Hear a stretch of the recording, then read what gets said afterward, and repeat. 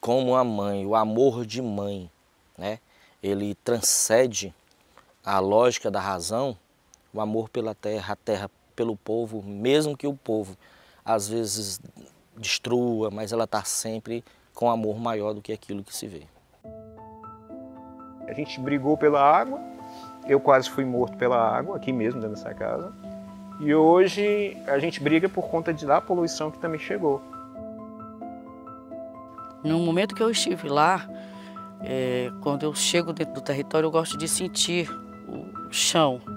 Então eu tirei minha chinela e o solado dos meus pés ficou preto. Então me deu dor de cabeça, me deu náuseas. Eu que passei só uma manhã, aconteceu isso tudo. Imagine quem já vive lá dentro, anos e anos. As mães, né, que chegam para mim, o meu filho está com 2 dias, 3 dias que não vai para a escola porque gripado, espirrando e tudo. Idosos, né, espirrando, tossindo. Começou a observar que as frutas deformadas, as pessoas morrendo mais. Só esse mês morreu um de câncer, tá com 2, 3 meses morreu outra pessoa de câncer. Então está tendo assim uma sequência de pessoas que estão tendo câncer aqui, coisa que não tinha antes. É muita coincidência você viver dentro de um lugar, dentro de um território onde um complexo industrial invade o seu espaço e as pessoas estão tendo a mudança na sua qualidade de vida.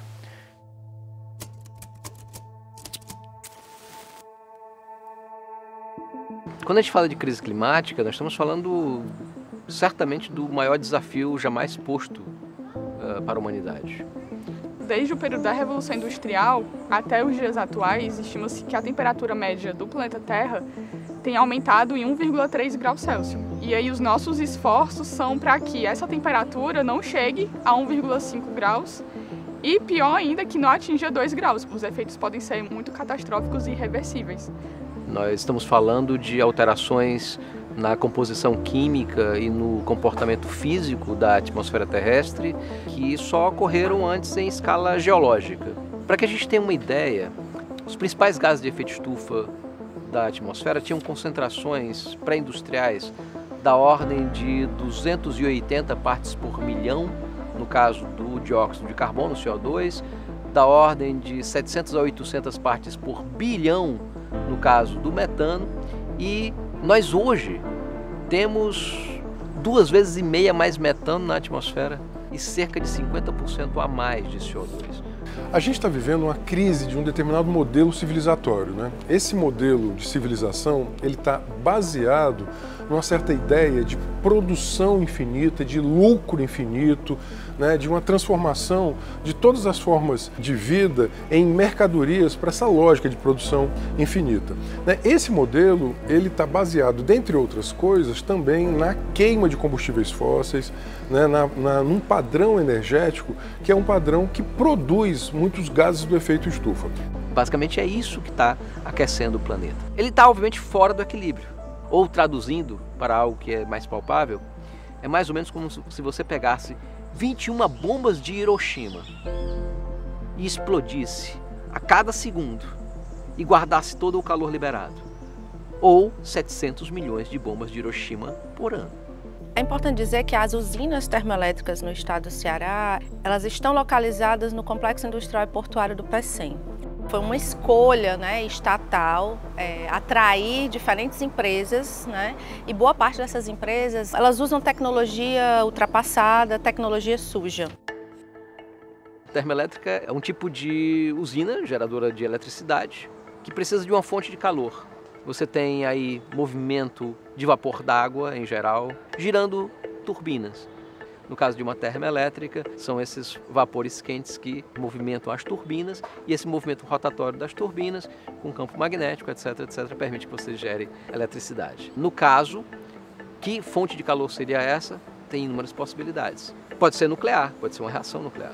Mas em 90 e tantos % dos casos, a fonte é algum combustível fóssil sendo queimado, carvão, petróleo ou gás.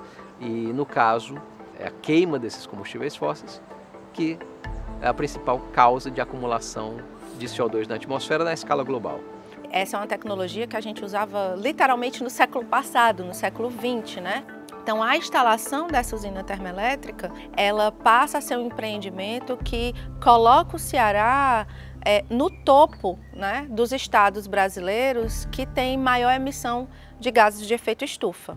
Essa alteração na atmosfera, ela vai causar eventos extremos. Então, em determinados territórios do planeta, você vai ter secas extremas. Você tem um grande empreendimento que usa cerca de 800 litros de água por segundo somente para resfriar as caldeiras que queimam esse carvão mineral.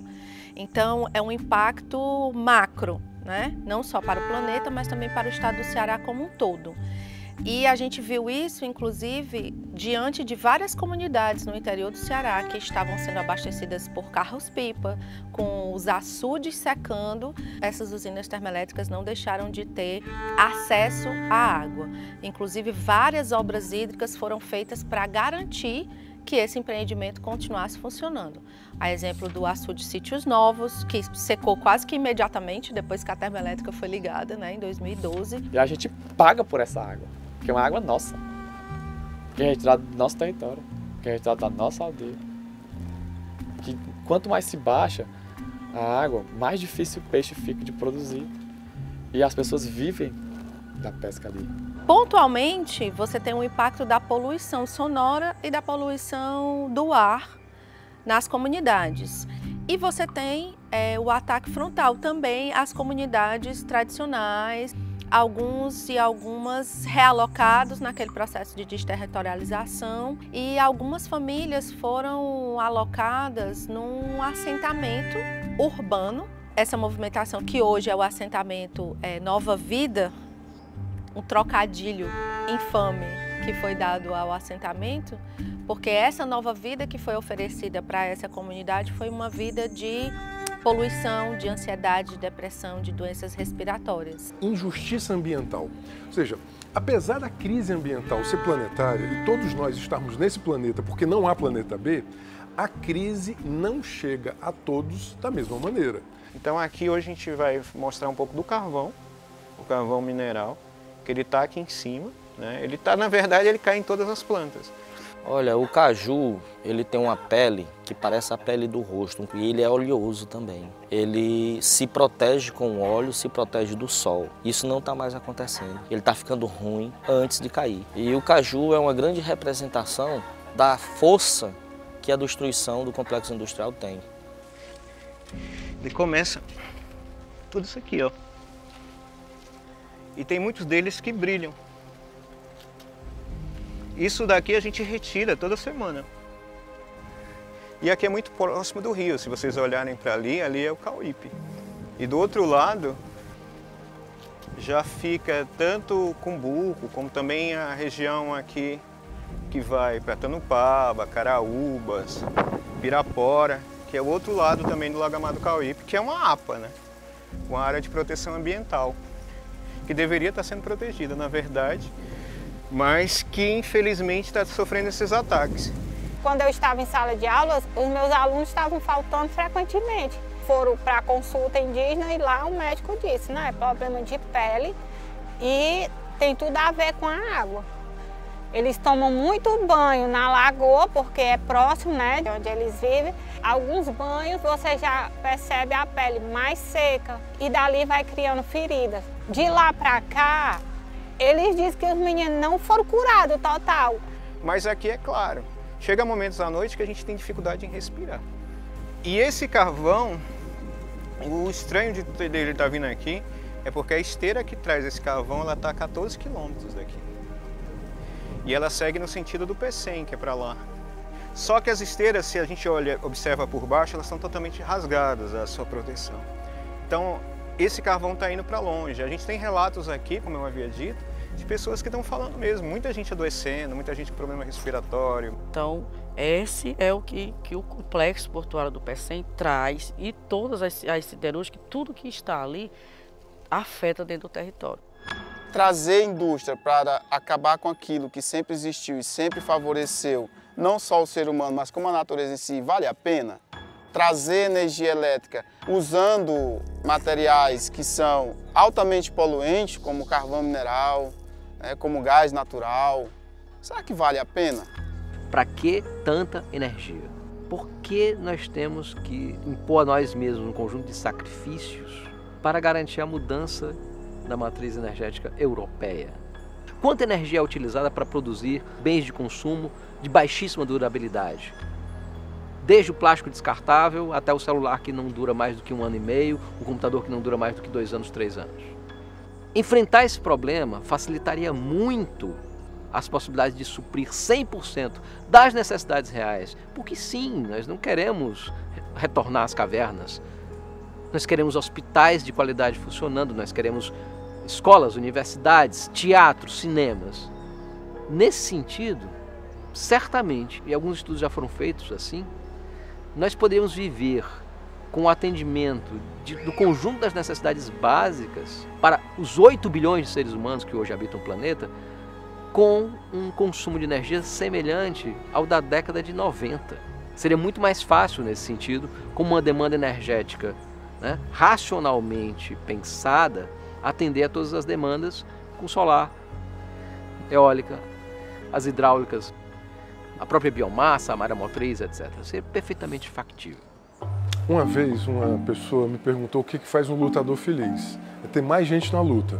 Nós ainda somos poucos. Nós precisamos ser milhões de pessoas, né, espalhados no Brasil inteiro, né, advogando isso que eu estou falando. Ou seja, mais importante do que talvez a taxa de crescimento do PIB é se nós estamos garantindo dignidade humana e justiça socioambiental. Repensar sobre o nosso consumo, repensar sobre a nossa alimentação, repensar sobre o nosso transporte, que a gente possa levar esse debate das mudanças climáticas para os vários espaços de atuação que a gente ocupa, seja no trabalho, na universidade, na igreja, no terreiro, no centro espírita, enfim. Sabe que eu me fiz essa pergunta esses dias? O porquê que eu tô nessa luta?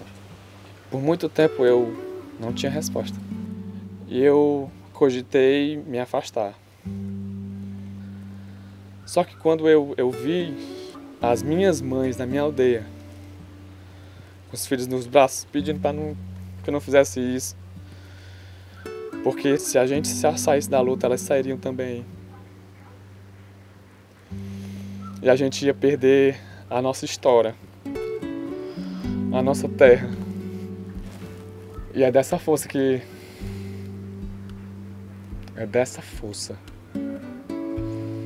eu me alimento todo dia. Todo dia.